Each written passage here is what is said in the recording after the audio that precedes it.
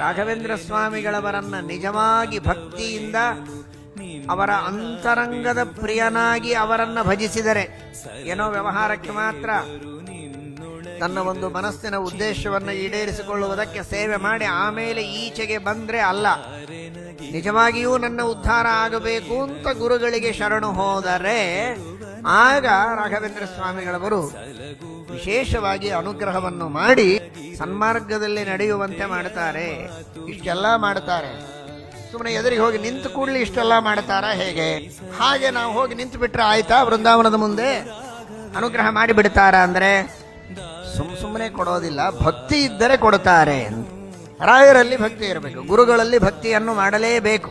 ಆ ರಾಯರಲ್ಲಿ ಭಕ್ತಿ ಮಾಡಿದವರಿಗೆ ಅನುಗ್ರಹ ಮಾಡುತ್ತಾರೆ. ರಾಘವೇಂದ್ರ ಸ್ವಾಮಿಗಳವರ ಪಾದದಲ್ಲಿ ಭಕ್ತಿಯನ್ನು ಮಾಡುವವರು ಯಾರೋ ರಾಘವೇಂದ್ರ ಸ್ವಾಮಿಗಳವರು ಈ ಎಲ್ಲ ಇಷ್ಟಾರ್ಥಗಳನ್ನು ಕೊಡುತ್ತಾರೆ ಎನ್ನುವ ದೃಷ್ಟಿಯಲ್ಲಿ